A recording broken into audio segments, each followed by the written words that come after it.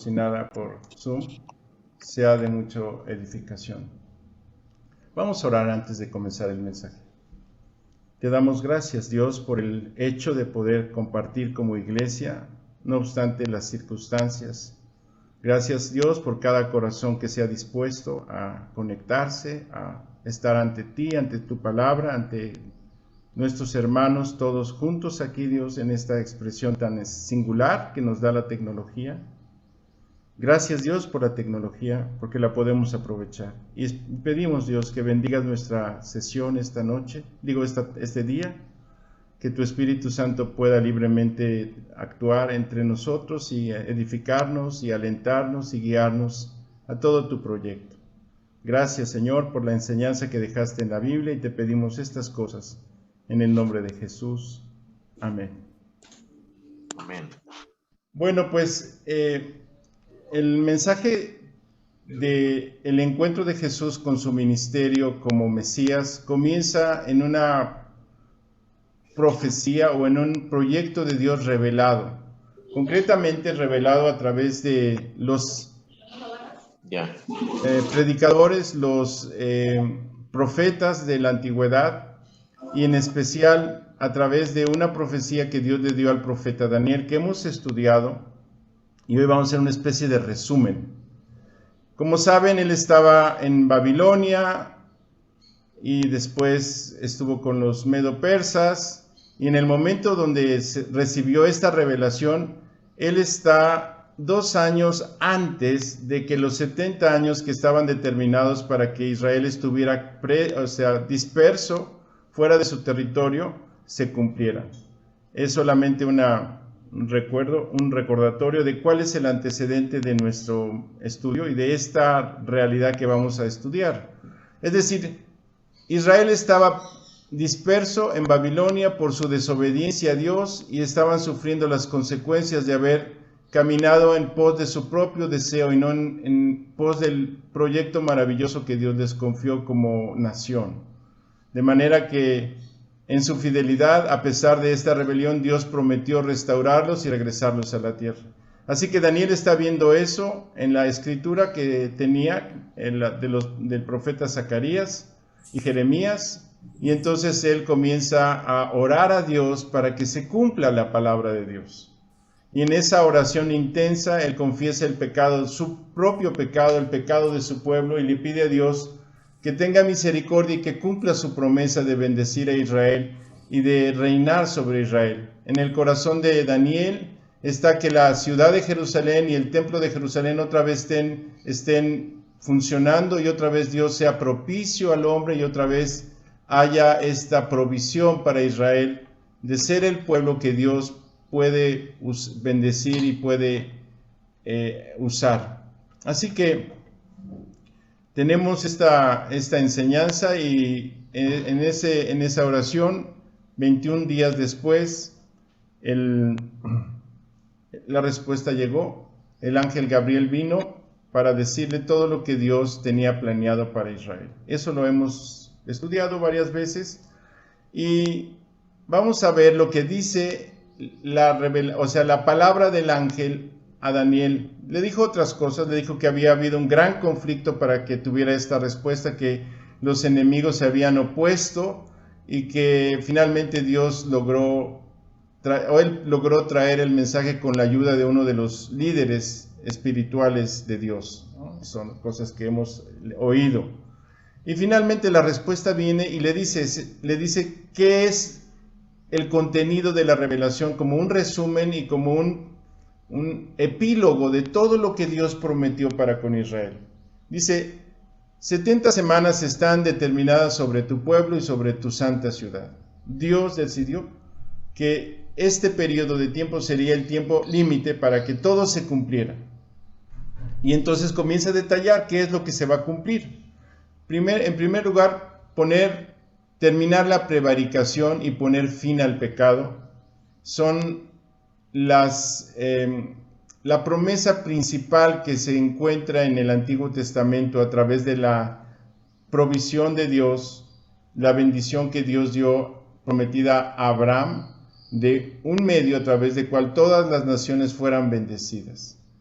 y que se concretó con la promesa dada a Moisés a través de la ley de que habría un medio para que el pecado fuera absuelto, fuera pagado, fuera resuelto el problema que separó al hombre de Dios.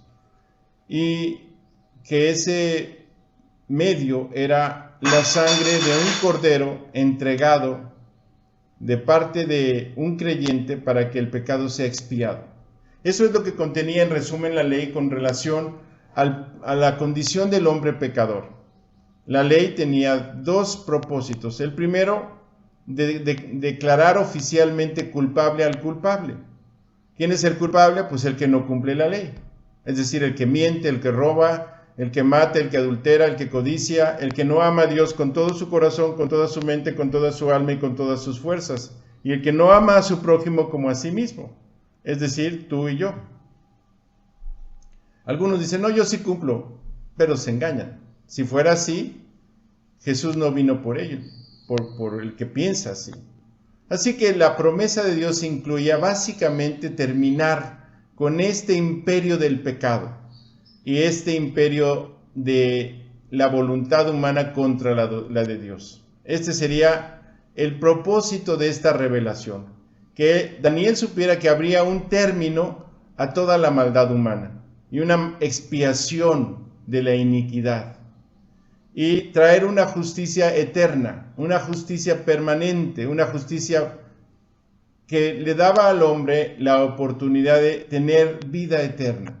La justicia que se establece no en los términos humanos, a través de cumplir o de tener los requisitos que la ley pide al hombre cumplidos, sino que sería una provisión divina. Y luego dice, sellar la visión y la profecía. Sellar es cumplir. Es que todo se concrete, se lleve a cabo. En otras palabras, esta revelación, Daniel, implica que todo lo que Dios prometió que se cumpliría, se cumplirá. Hay un tiempo para eso. Es lo que le está diciendo. Hay un día en el que todo lo que está profetizado y anunciado se va a cumplir. Y todo lo que estaba en la visión profética será realidad. Y por último dice, y ungir al santo de los santos. Esta palabra santo, sanctorum, es una palabra que se usa para referir al lugar santísimo. ¿Qué es el lugar santísimo?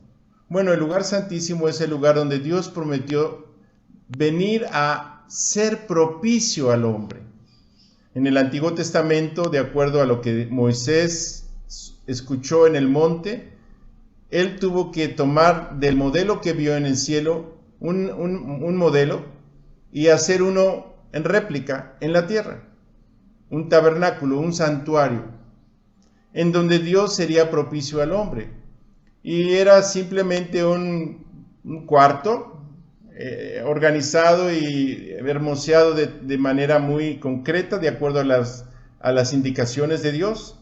Pero básicamente lo que contenía ese lugar era el medio por el cual Dios iba a ser propicio al hombre. Y en aquel momento el lugar de acceso a Dios estaba cerrado. No se podía acceder a Dios. Ese lugar es el lugar santísimo. Solamente el sumo sacerdote, una vez por año, tenía acceso a este lugar y para encontrar la expiación y para que pudiera ser perdonado el pecado. Todo esto que está en la ley de Moisés, yo creo que en la medida que vamos conociendo la Biblia, nos vamos familiarizando con el lenguaje y con el significado, tiene como propósito anunciar el método que Dios usaría para rescatar a la humanidad. Así que el lugar santísimo es el lugar donde el hombre se encuentra con Dios o Dios se encuentra con el hombre, en donde Dios es propicio al hombre y en donde la iniquidad nuestra, los pecados, los errores, las faltas y el obstáculo que esto significa para tener comunión con Dios es quitado. Entonces la profecía que está recibiendo Daniel o la visión que está recibiendo es que un día todo eso se cumplirá. Es decir, el hombre podrá tener libre comunión con Dios y acceso a Dios, y el lugar donde Dios ofreció esta comunión, el lugar santísimo, estará abierto será ungido, y todos los pecados que son la barrera y el impedimento que el hombre tenga comunión con Dios estarán ya solucionados, arreglados, expiados. Se le pondrá fin al pecado. ¿Cómo pasó eso? Bueno, nuestra enseñanza de hoy habla de eso, pero antes me gustaría desglosar un poco esta profecía de las 70 semanas que recibió Daniel, ir a algunos detalles importantes. Los eventos históricos incluidos en la profecía de las 70 semanas están en Daniel 9, del 25 al 26, y lo voy a ir leyendo. Y son históricos porque están registrados. O sea, históricamente tienen un momento que está registrado. Tú lo puedes consultar en Wikipedia o en cualquier libro de historia. Ahí están los eventos. Solamente un punto importante. Los años no son tan precisos como quisiéramos porque los calendarios se han modificado. La cuenta de los días primero en el Imperio Romano era a partir de la creación de Roma o la edificación de Roma. Hubo un evento oficial que dio origen a la ciudad como tal, y a partir de ahí el Imperio Romano fechó los eventos. Después, en el año 84, hubo una revisión de todo eso y se hizo un calendario juliano que se conoce en el año 84 a.C. Y esas revisiones son años solares. Y resulta que el año en el que se datan desde el punto de vista judío o hebreo las fechas son años lunares. O bueno, son lunares y son solares. Es una mezcla de los dos eventos astronómicos lo que determina el año judío y crea una diferencia y un desfase entre los dos años. Sin embargo, los eventos están perfectamente ubicados. El primer dato que da la profecía es que hay una orden que que el rey Artajerjes le da a Nehemías, en este caso, que está en el libro de Nehemías 2, 4 al 8, para reconstruir la ciudad. Y se le da cartas, y se le da permiso, y se le da provisión para llevar a cabo ese ministerio.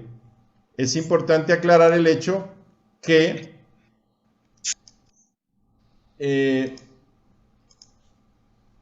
perdón, me distraje. Es importante aclarar el hecho que la orden para reconstruir la muralla de la ciudad es el evento que da origen a la cuenta que Daniel recibe de que sería el lapso de tiempo para que se cumpliera todo esto. Pero hubo otros eventos en los cuales Ciro y otros reyes persas dieron permiso y orden para reconstruir el templo. A Esdras se le dio permiso y se le dio autoridad para reconstruir el templo de Jerusalén.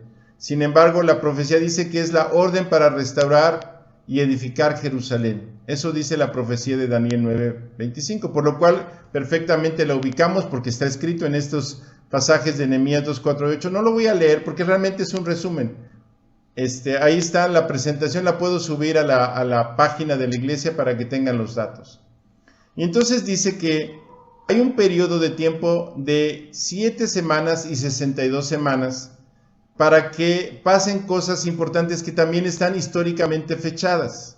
La manifestación del Mesías príncipe. El lapso de tiempo que tendría que pasar son 7 semanas y 62 semanas.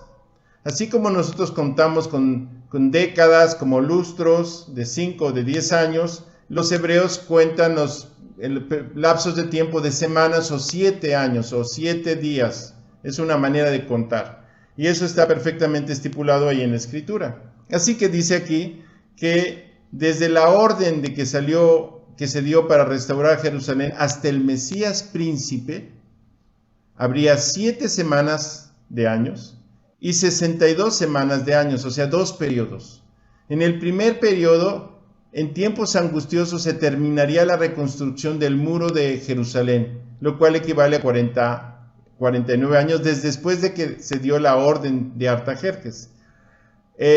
Nehemías estuvo 2 periodos en Jerusalén y cumplieron exactamente hasta que se llevó a cabo el evento formal en que la ciudad quedó reconstruida y fue dedicada a Dios. Eso está en el capítulo 8 de Nehemías.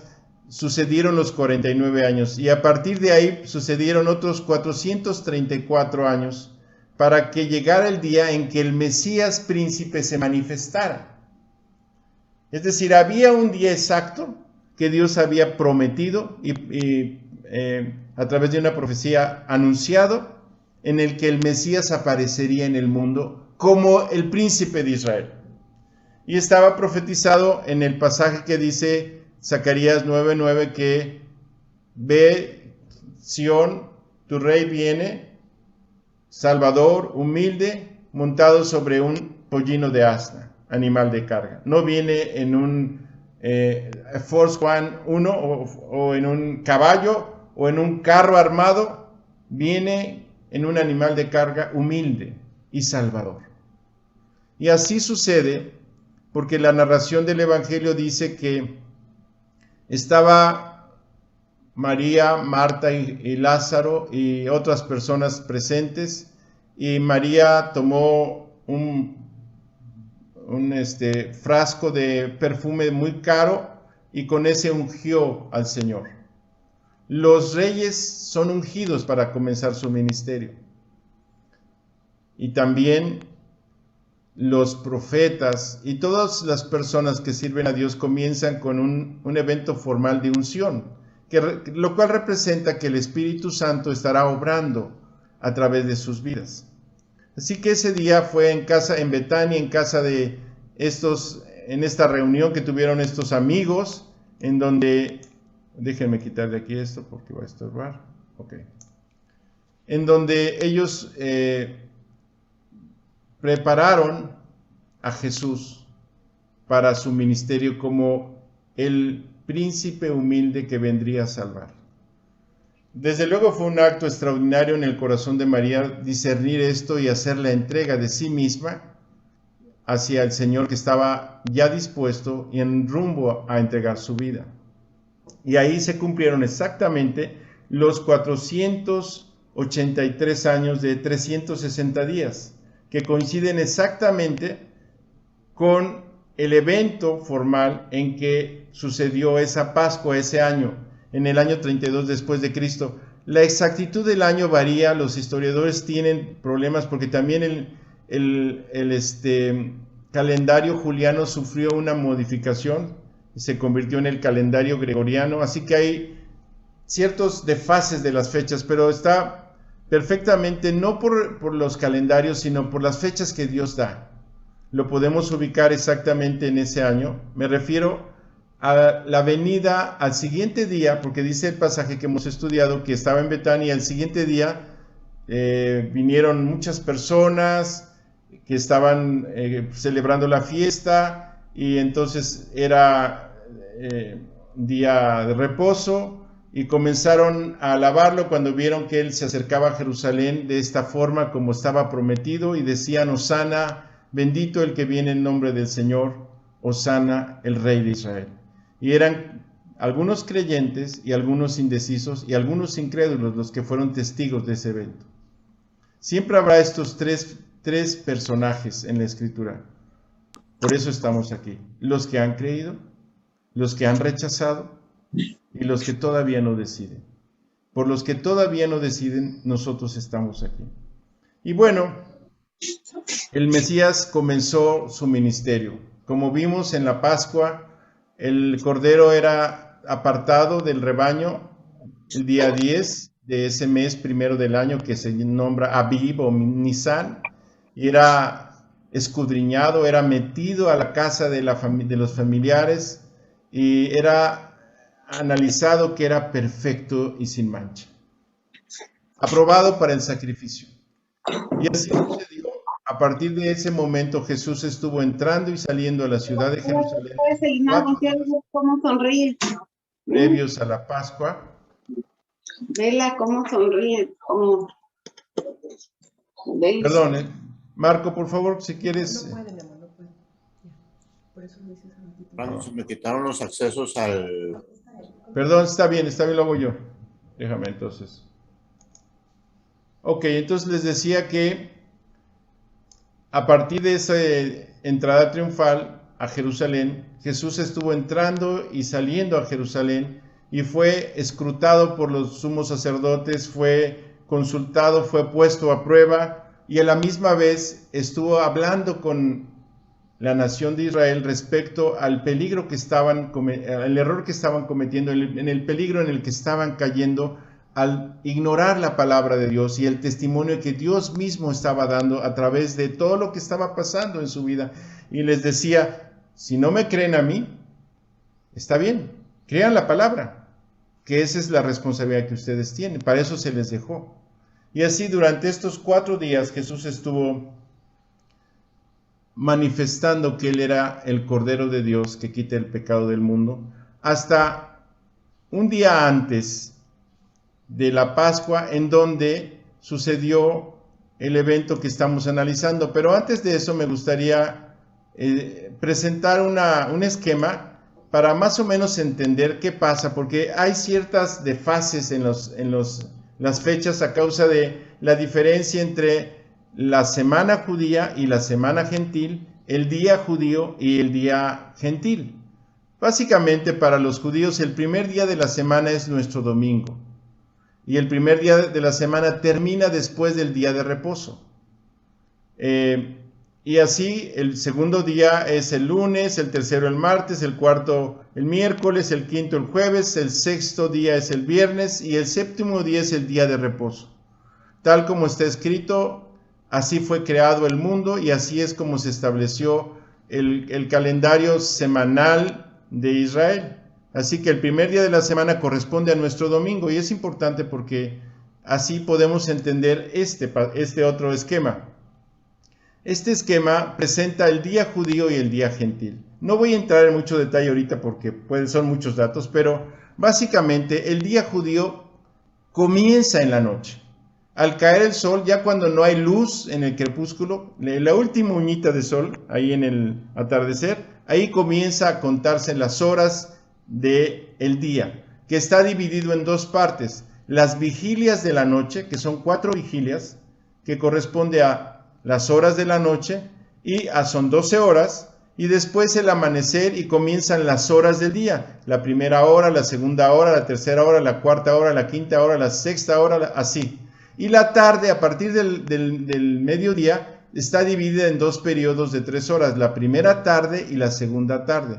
De ahí es de donde sale el dato que entre las 2 tardes del día 14 de Aviv tenía que ser sacrificada la Pascua. ¿Ok? Y exactamente en ese periodo es cuando nuestro Señor Jesucristo entregó su vida, fue crucificado. Ahora, en la sincronía con el tiempo gentil es que nuestro día comienza a las 12 de la noche y comienza lo que son las horas de antes meridiano, de la 1, a las 2, las 3, las 4, las 5 de la mañana, a las 7 hasta las 12 del día. Y a la mitad del día comienza el periodo que se conoce como pasado meridiano y comienza la primera hora, la segunda hora, así hasta las 12 del día. Es un ciclo más de 12 horas que en este caso son tercios, cuartos las vigilias, cuartos las tardes y mitad del día las 6 horas. Entonces, básicamente para que quede claro, el día judío comienza al atardecer, cuando es el anochecer del día gentil, que comenzaría con la hora séptima pasado meridiano, o sea, las 7 de la noche. Digamos, de las 6 a las 7 sucede regularmente en el hemisferio en la parte del norte, donde está Jerusalén, sucede ese cambio, aunque claro que va variando con las estaciones del año. Es decir, no siempre es exactamente cuando cae el sol las 6 de la tarde o entre las 6 y las 7, pero se va recorriendo. Entonces, solamente es importante esto para que quede claro que hay una diferencia y que por eso podemos entender los demás eventos. Bueno, aquí está otro esquema donde tenemos la última semana de Jesús. Y en esta semana tenemos los días del mes de Nisan, el mes de Nisan o el mes de Aviv, que es el primer mes del año judío, que corresponde al solsticio de primavera. cuando el sol está iniciando su ciclo, terminando la parte del más amplia y regresando. Recuerden que es una elipse y tiene dos puntas, que es el invierno y el verano, o la primavera y el invierno, según el caso. En este caso es la primavera, el solsticio de primavera, lo que da inicio al mes de Nisán. Y entonces Dios le dijo a Israel que en el mes de Nisán, en el día 10, apartara un cordero para el sacrificio de la Pascua, y que en el día 14 lo sacrificaran entre las 2 tardes, y que a partir del siguiente día comenzaba un día festivo, que es la fiesta de los panes y levadura, que se comienza el día 15 hasta el día 21. Eso está perfectamente documentado en la ley de Moisés, lo pueden leer. Ya lo leímos, de hecho, solamente por eso digo, este es un repaso. ¿Por qué? Porque es importante entender en qué momento estamos para comprender nuestro mensaje de hoy. Porque nosotros estamos, ya Jesús, en la lectura que hemos estado viendo, ya Jesús entró a Jerusalén, ya ha estado escudriñado y está haciendo se está haciendo escrutinio de él para ver si él es el Mesías o el Cordero de Dios, y el día 14 se celebra la Pascua. Y en el día 14 Jesús le dice a sus discípulos que preparen para la cena de la Pascua. Eso querría decir conseguir un animal para todos, un lugar, hacer todo lo que estaba escrito en la ley de Moisés. Normalmente esta cena se llevaba a cabo después del sacrificio, es decir, en la noche del día 15, terminando el día 14, después de haberlo sacrificado, porque lo que se comía era el cordero.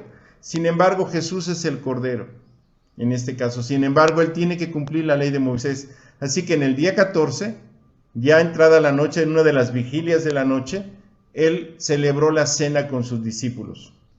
Y bueno, nuestro mensaje, como hemos estado viendo, trata de eso.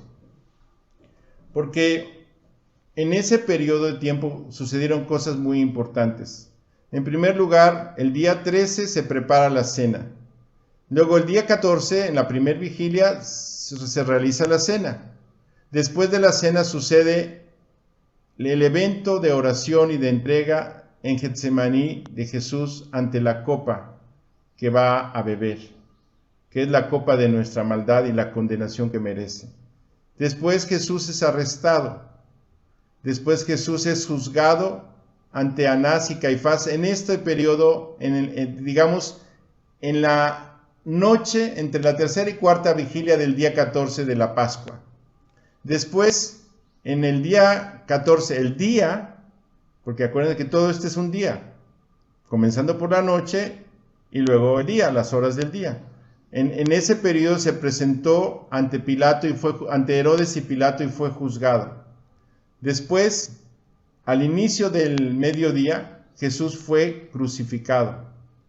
Después, entre las 2 tardes, las tinieblas cayeron sobre la tierra y él exclamó: Dios mío, ¿por qué me has desamparado? Nuestros pecados cayeron sobre él y fue juzgado en nuestro lugar. Y como la paga del pecado es muerte, el Cordero de la Pascua tenía que morir, y él murió y fue sepultado el día 14, cayendo el día, para que el día 15 tuviéramos panes sin levadura, para que pudiéramos celebrar la fiesta de los panes sin levadura, porque se cumplió la promesa que se expió la iniquidad, se le puso fin al pecado y se trajo la justicia perdurable para aquel que la recibe. Y entonces ese es nuestro tema. Hoy vamos a enfocarnos en la cena de la Pascua que Jesús llevó a cabo con sus discípulos. Espero que no haya duda. Traté de hacerlo lo más claro posible el esquema para que no quedara duda, pero bueno, si hay duda pueden preguntar. Entonces, en la cena de la Pascua, Jesús hizo varias cosas importantes. En primer lugar, llevó a cabo el ritual que era obligatorio para todos los judíos, la Pascua, y a la misma vez estableció un nuevo pacto con el nuevo pueblo, con el pueblo que sí lo recibió.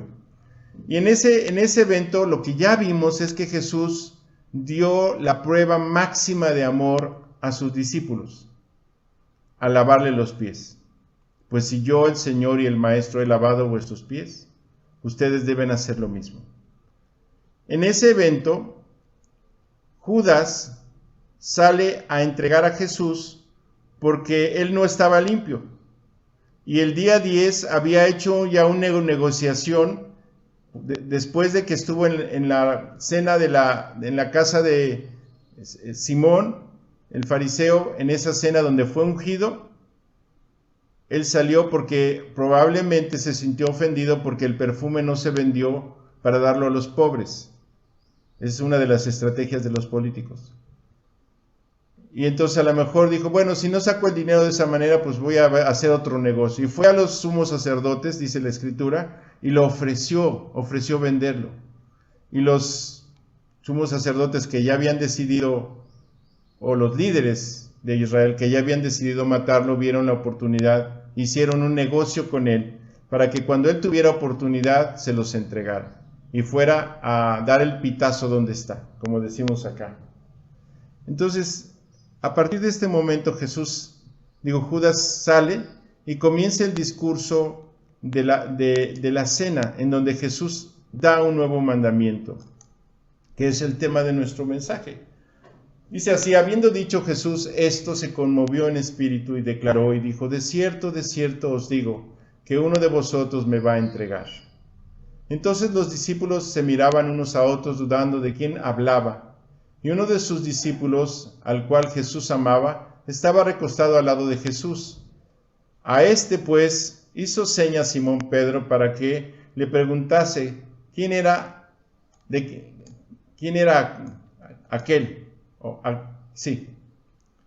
Entonces, recostado cerca del pecho de Jesús, le dijo: Señor, ¿quién es? Respondiendo Jesús: a quien yo diere el pan mojado, aquel es. Y mojando el pan, lo dio a Judas Iscariote, hijo de Simón. Y después del bocado, Satanás entró en él. Entonces Jesús le dijo: ve, lo que vas a hacer, hazlo más pronto. Pero ninguno de los que estaban a la mesa entendió por qué le dijo esto. Porque algunos pensaban, puesto que Judas tenía la bolsa, que Jesús les decía: compra lo que necesitamos para la fiesta, o que diese algo a los pobres. Cuando pues, dice el pasaje,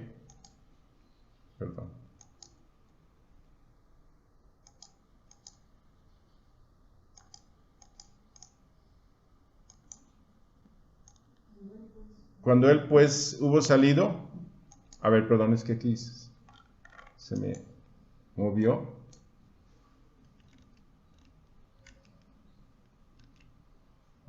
¿Lo puedes decir? Cuando él pues hubo tomado el bocado, luego salió y ya era de noche. Ok. Cuando él pues hubo tomado el bocado, luego salió y ya era de noche. Bueno, aquí tenemos una enseñanza muy importante.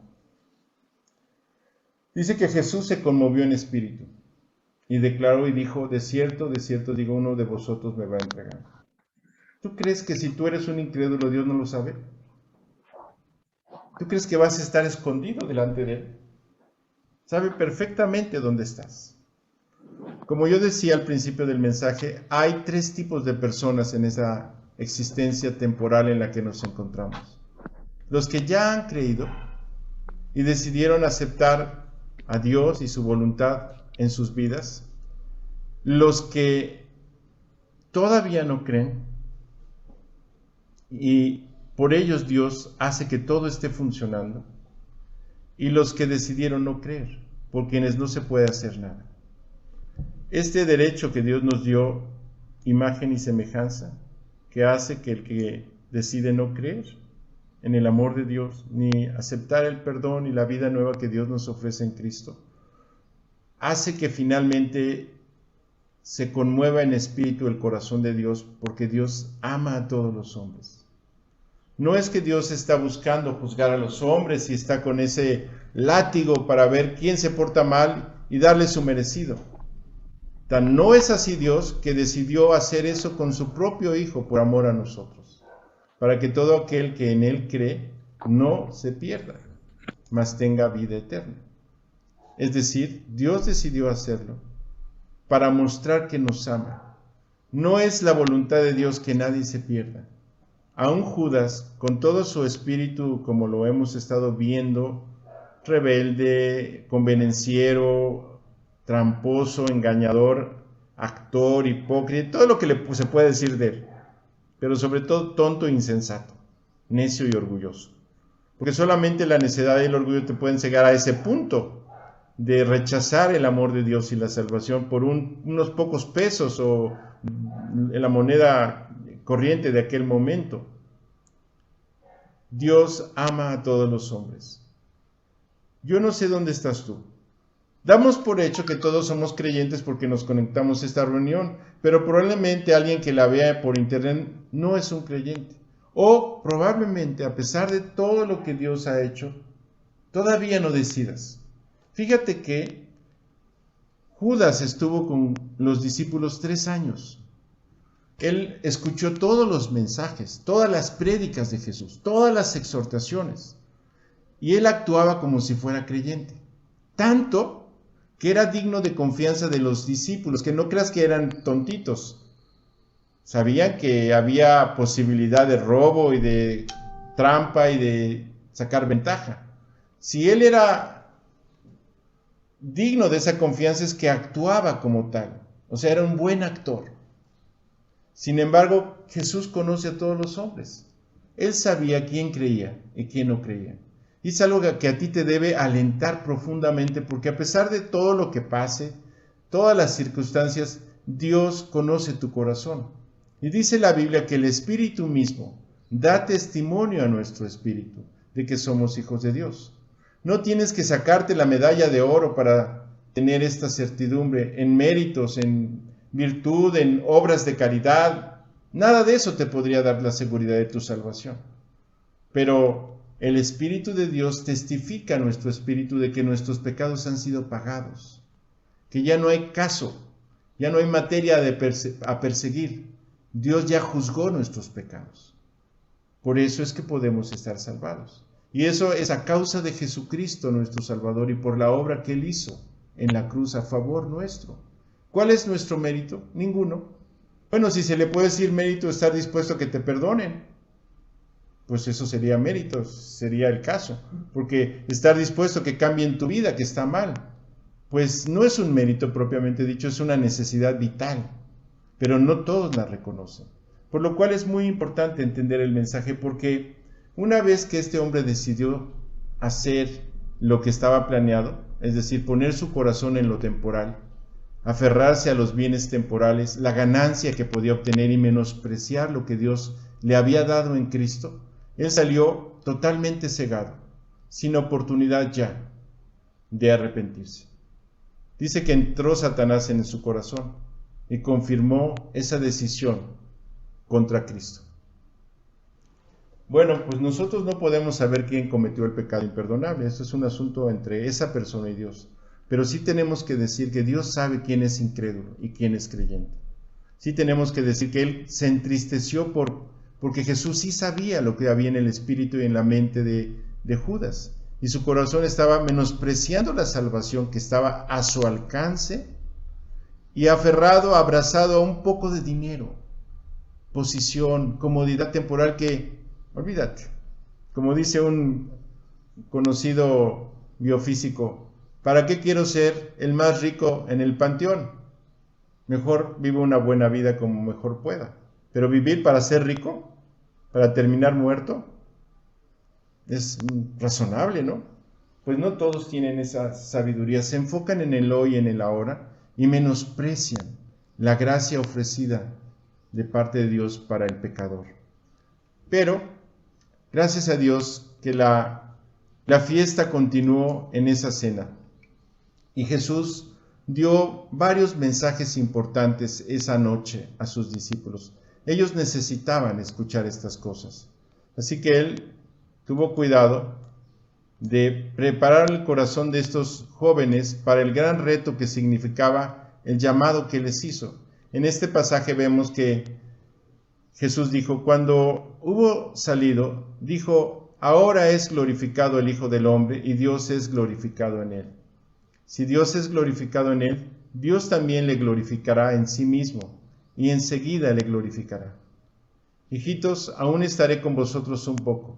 Me buscaréis, pero como dije a los judíos, así os digo ahora a vosotros, a donde yo voy, vosotros no podéis ir.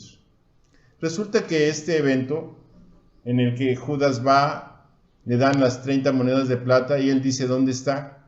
Está determinada su muerte y no hay nada que le impide, porque él es el Cordero de Dios que quita el pecado del mundo.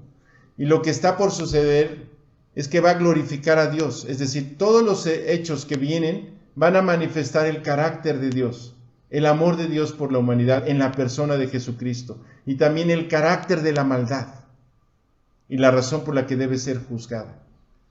Así que él prepara a estos jóvenes para el reto que significará su aventura con Dios. Dice: un mandamiento nuevo os doy,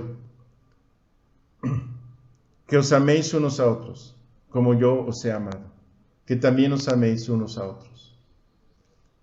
No es un mandamiento que no haya sido dado, pero hay un contenido nuevo en este mandamiento. Es decir, la ley de Moisés decía claramente que deberías amar a tu prójimo como a ti mismo. O sea, el mandamiento ya estaba dado. Lo que está dando es una nueva manera, es la manera de cumplirlo.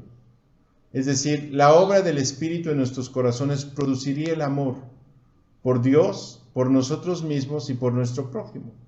Sería la consecuencia de la vida que Él está dando. Una vida que florece en el corazón del creyente. Y es un mandamiento, no es si quieres, no es si se te ocurre, si estás de acuerdo, si te conviene, pero aún a las personas menos afines a ti, con las que te sientes más incómodo, es más, aún a las personas que te han ofendido, la Biblia dice que debes amarlas, porque esto es lo que manifiesta el carácter de Dios. Nosotros estamos llamados a una experiencia en una vida de amor desde el día que recibimos a Cristo hasta la eternidad. El amor es lo que caracteriza el carácter de Dios y la relación con Él. Esto es algo más que una emoción, obviamente. Es algo más que una pasión o que un sentimiento o que estar de acuerdo. Es hacer todo lo necesario por la persona que tú amas. Es hacer el bien que la persona requiere, tal como Jesús lo ha hecho por nosotros. El carácter de este grupo tendría que ser tan especial que sería un gran contraste con todo lo que el mundo ofrece. Este grupo de jóvenes conquistarían el mundo y necesitan una de las armas más importantes que hay para enfrentar la batalla moral en la que vivimos, que es el amor. Por ejemplo, tú puedes tener problemas muy serios con el resentimiento, porque te hicieron algo que a lo mejor solamente te imaginaste, porque eso pasa, o que sí fue real, afectaron tu presupuesto, o hablaron mal de tu persona, o no fueron como tú fuiste con ellos, o como tú querías ser con ellos no correspondieron, o como hayas sido. Y entonces el gran problema de eso es que se va anidando en tu corazón el resentimiento y la próxima vez que ves a la persona le volteas la cara, ya no quieres saludarle y en tu corazón no honras el amor por esa persona, no le amas. Entonces, qué reto tan grande, porque somos personas muy imperfectas y quizás habrá muchas personas a las que yo no le caiga bien, por lo que tú quieras, por mis errores, por mis cualidades, por lo que sea. Eso siempre es así. Pero Dios ha decidido que nosotros vayamos encima de esa realidad natural y nos amemos unos a otros. No se lo pide a los incrédulos, porque ellos no tienen la manera de cumplir este mandamiento, pero el Espíritu Santo produce el amor de Cristo en nosotros.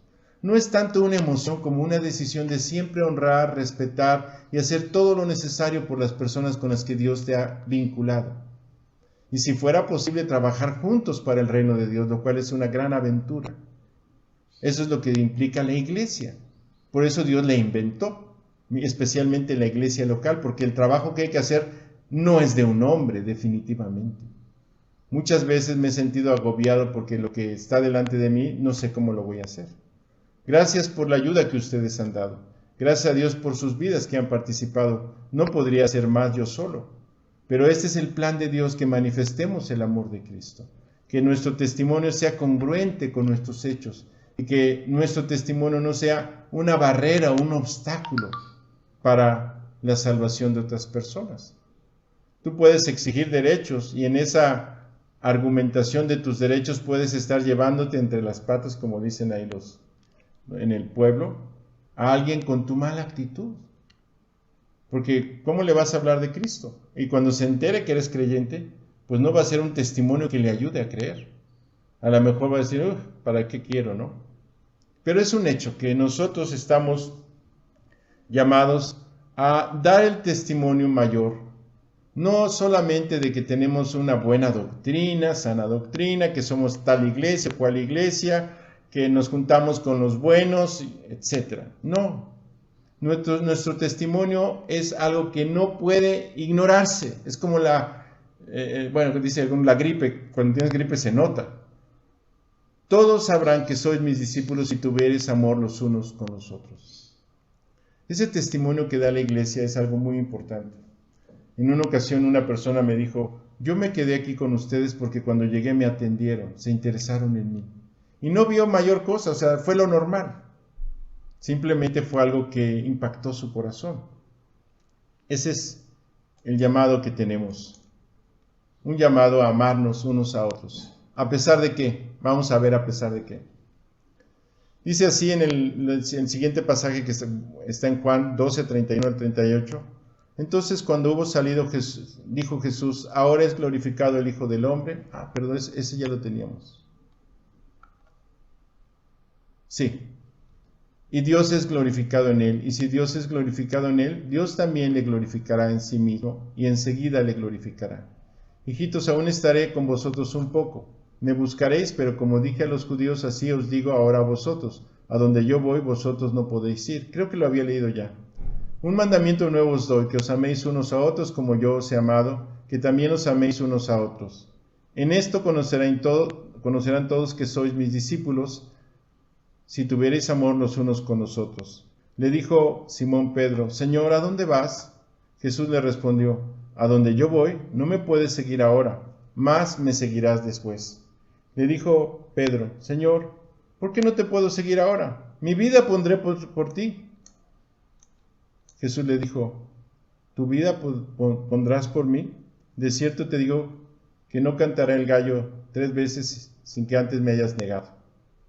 Bueno, amarnos unos a otros a pesar de qué? Pues a pesar de Pedro. Yo sí soy bueno, Dios. Yo no te voy a negar. Yo soy mejor que ellos, que los otros que están aquí. Y este problema del orgullo es un problema muy real entre nosotros. No podemos ignorarlo. Ellos tenían que manifestar a Dios en sus vidas, pero no podían hacerlo si el orgullo reinaba. Y el ejemplo de Pedro es un ejemplo que pues por un lado nos deja impactados, porque ciertamente no somos mejores que él. Y por otro lado nos impresiona el proyecto de Dios de transformar lo que somos. Lo que estamos viendo es el Pedro que él es, el que se ha manifestado, el que siempre dice, si todos te niegan, yo no. Al que ya se le había dicho, Pedro, han pedido permiso para zarandearte como a trigo, y yo he rogado por ti que tu fe no falte. Y ahorita todavía dices, yo voy a poner mi vida por ti, Dios. ¿Qué le pasó a Pedro? Pedro estaba confiando en sí mismo. Se la creyó que él era bueno y digno, y que lo que estaba pasando en su vida tenía que ver con él. Cuando es una de las más grandes experiencias descubrir que todo lo que está pasando en nuestros corazones desde el día que recibimos a Cristo tiene que ver con él, con lo que él está haciendo en nosotros. No es nuestra virtud, nuestra cualidad, nuestro esfuerzo, nuestro sacrificio, etc. Es lo que le permitimos hacer a él, lo que realmente permanece para siempre. Es una de las lecciones que los discípulos necesitamos aprender. Dependemos de él totalmente. No podemos confiar en nosotros mismos, en nuestra virtud, en nuestro talento, en nuestra memoria, en nuestra personalidad, en nuestros recursos, en nuestras amistades, en nuestras influencias. No podemos depender de ellos como base de nuestra vida espiritual. Necesitamos depender de Cristo. Y esta es la lección. Pedro tenía que pasar una experiencia que muchas veces como creyentes pasamos. Esta experiencia en la cual el orgullo tiene que ser enfrentado y tenemos que ser quebrantados. Porque el orgullo nos ciega. Hace un efecto de ceguera y da como tontera espiritual. Nos roba la sabiduría. Y creemos, por el orgullo, que nosotros vamos a poder hacer el bien sin Dios, servirlos sin entrega, caminar viviendo para nuestra propia gloria, ignorándolo a Él, etcétera, etcétera, etcétera. Y este es el gran trabajo que el Espíritu Santo se comprometió a hacer en nosotros, formar a Cristo en nosotros y poner ese amor que nos permite humillarnos si es necesario. ¿Qué tenía que haber hecho Pedro? Señor, ¿vas a morir por mí? ¿Cómo? Pues la verdad, yo no sé qué, si hubiera sido Pedro, yo no sé qué hubiera dicho. Igual el orgullo también me brota, no sé. Pero lo que sí sé es que Dios ha tenido que tratar conmigo en estos años de caminar con Él, para llevarme a la experiencia en la que concluyo y dependo de Jesús solamente. Y esa experiencia es una experiencia de verdadero descanso, de verdadera paz, que le da esperanza a mi vida. La verdad es que en la medida que tú vas caminando por este mundo y descubriendo esa realidad que está en tu corazón, descubres que no solamente eres indigno e incapaz, tú mismo te repruebas a ti mismo. Porque nadie conoce la maldad más que el que la experimenta. Y por eso el hombre que ha recibido a Cristo necesita enfrentar el pecado. Pedro tenía que enfrentar el orgullo. No está robándose pescados. A lo mejor él hasta era generoso dando pescados. No está mintiendo. Simplemente está lleno de orgullo, de suficiencia. Uno de los pecados más peligrosos. Y es necesario que eso sea quitado para establecer lo otro. Juan el Bautista decía, es necesario que Él crezca, pero que yo disminuya. Que el yo, el ego, no tome control de mi vida. Y esa es la experiencia, que ellos van a ver en la vida de Jesús las siguientes horas. Ellos van a ser testigos de esta entrega completa que Él va a hacer de su vida por nosotros. Esta pasión, que así se le conoce todo el sacrificio que padeció y todo el martirio que padeció por nosotros, es una muestra absoluta del amor que Dios tiene por nosotros, porque lo hizo para que no nos perdamos, para que tengamos vida eterna, para que no tengamos una naturaleza corrupta para la eternidad, sino para que la nueva naturaleza gobierne y un día finalmente el pecado esté fuera de nosotros, lejos de nosotros, el día de la resurrección. Mientras estemos en este cuerpo, tendremos que luchar esa batalla que Cristo ya venció, la batalla contra el pecado. ¿Cómo se libra esa batalla? Bueno, Dios, estoy mal, perdóname. Ya no le voy a dar vueltas al asunto, no me voy a justificar, te pido que me perdones. Esto está mal, yo no puedo con esto, quítalo, por favor. Y honestamente dejárselo a Él. Esta es la estrategia de Dios para la victoria. La honestidad que le permite a Dios hacer la obra en tu corazón cuando tú ya lo quieres. Porque obviamente si tú no quieres que Dios haga algo en tu vida, si tú crees que algo que está mal te sirve, pues no lo vas a entregar. Tú tienes que llegar a la convicción de que eso no debe ser en tu vida y querer que Dios lo quite y entregarte para que lo haga. Este es el gran trabajo que Dios tuvo que hacer en Pedro. Pedro recibió de antemano el aliento que él necesitaba. Porque aunque él iba a pasar esta circunstancia difícil, Jesús le dijo, yo he rogado por ti que tu fe no falte. Y tú, una vez vuelto, confirma a tus hermanos. Cuando Pedro finalmente tuvo la experiencia y fue a calentarse con los demás incrédulos, y comenzó a maldecir como ellos, y cuando le dijeron que él era uno de los seguidores de Jesús, lo negó una vez, y luego otra vez, y luego otra vez. Finalmente se descubrió como él es. Y cuando levantó la mirada y vio la mirada de Jesús, cruzó su mirada, sin duda eso quebrantó su corazón, y le hizo reconocer que necesitaba de él. Y su fe no faltó, tal como Jesús le dijo. No se necesitó que él fuera y arreglara esto y pagara, y simplemente se necesitó creer lo que Jesús había dicho, que el pecado él lo vencería, y dejar que lo hiciera en su corazón. No hay lección más hermosa en la palabra de Dios que ese proyecto que nos ha dado, en el que estamos ya inmersos, en el cual Él se ha propuesto liberarnos de la esclavitud a lo malo y hacernos como Jesús es. ¿Cuánto aliento hay en esto? No ser para siempre el esclavo de la mentira, de la angustia que trae todo tipo de pecado, la mentira. ¿Qué pecado quieres decirme? El que sea. Qué increíble es la libertad que Dios nos da en Cristo para vivir una vida agradable delante de Él, a pesar de que somos imperfectos. Qué victoria tan hermosa ver a Pedro restaurado. Sí, no te voy a decir que el corazón no estaba dolorido, porque te engañaría. Yo creo que sufrió mucho, pero su fe no faltó y fue levantado. Y al primero que Jesús buscó después de que resucitó fue a él y a María Magdalena. Sin duda eran los que más necesitaban el aliento y la confirmación de la fe y del amor de Dios. Así que para terminar nuestro mensaje, recapitulamos el hecho de que hay tres tipos de personas. Los que ya han creído, entre los cuales me gozo que tú estés, todos aquí presentes. Yo conozco a todos, creo que la mayoría que están conectados los conozco, y han dado testimonio de que han creído. Pero todo lo que yo puedo decir no es suficiente. Necesita el Espíritu de Dios decirte a tu espíritu de que tú eres su hijo, que tus pecados han sido pagados, que has sido perdonado, que tú has nacido de nuevo. Eso es algo que Dios confirma en el corazón del creyente y nadie más lo puede hacer. Si tú eres de esos, me gozo contigo junto con todos aquellos que ya recibieron a Cristo. Ahora, hay otros, los que decidieron rechazarlo.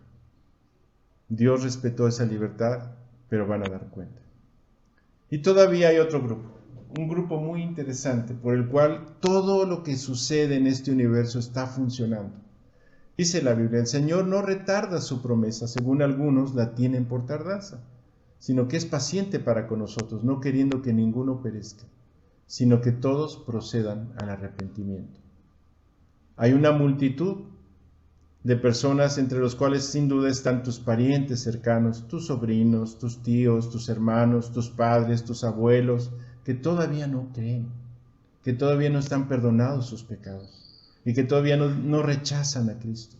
Por ellos vivimos, para que ellos sepan que hay un Salvador.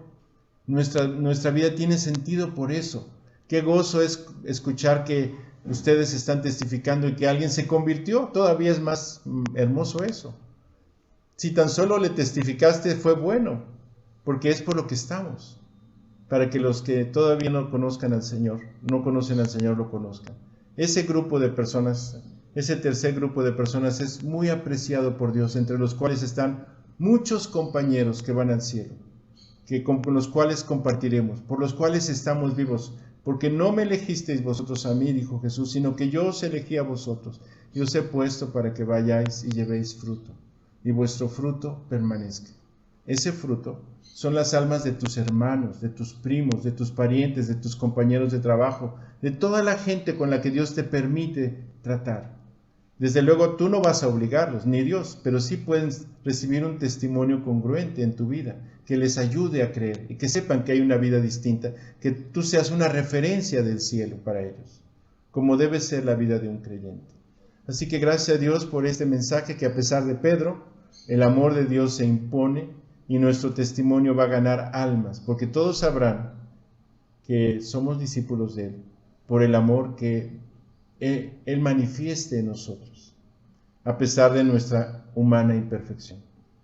Gracias a Dios por su palabra. Todavía tenemos mucho que aprender. Este mensaje que Jesús dio en la cena tiene varios aspectos. Lo vamos a ir viendo. Todos son muy importantes. Vimos el nuevo mandamiento y la negación de Pedro. Vamos a ver cómo Jesús es el camino al Padre, cómo Él prometió el Espíritu Santo y todo lo que significa, cómo Jesús es la vid verdadera, y eso que está ahí en el libro de Juan lo vamos a ir repasando.